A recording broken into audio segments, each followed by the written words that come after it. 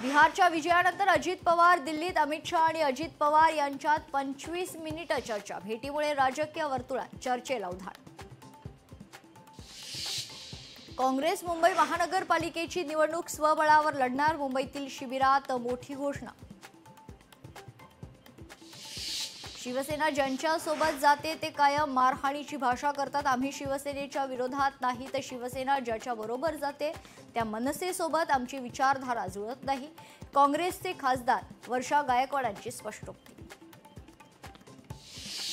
राज ठाकरेंनी आज संध्याकाळी बोलावली बैठक। मतचोरी, बिहार निवडणूक आणि मनपा निवडणुकीची होणार चर्चा। नवले पुलावरील अपघाताप्रकरणी कायमस्वरूपी उपाययोजना करण्याच्या दृष्टीने राज्य सरकार प्रयत्नशील, केंद्रीय मंत्री मुरलीधर मोहोळ यांची स्पष्टोक्ती।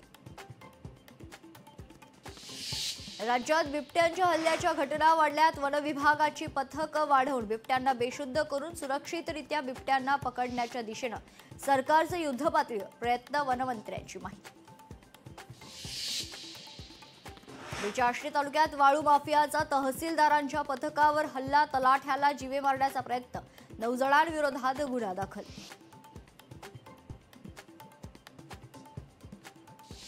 मुंबईतील ताज हॉटेल बाहेर अनिल परब यांच्या नेतृत्वात ठाकरे सेनेचे आंदोलन। कामगारांना कामावरून काढून टाकण्याच्या धमक्या दिल्यानंतर हॉटेल व्यवस्थापनाच्या अधिकाऱ्यांना धरलं धारेवर। नाशिकच्या महात्मा नगर भागात काल धुमाकूळ घालत 9 जणांवर हल्ला करणाऱ्या बिबट्याचा सीसीटीव्ही समोर।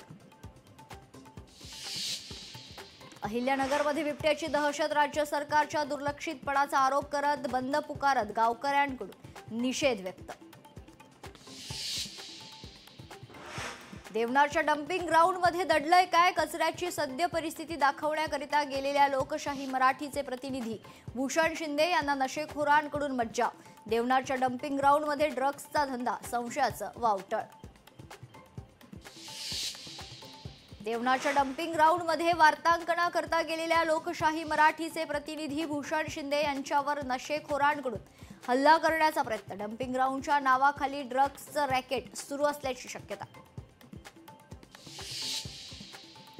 Voice of media international forum आयोजित राज्य शिखर अधिवेशनात लोकशाही मराठीचे मॅनेजिंग एडिटर विशाल पाटील यांचा अधिवेशनादरम्यान मान्यवरांच्या हस्ते सन्मान।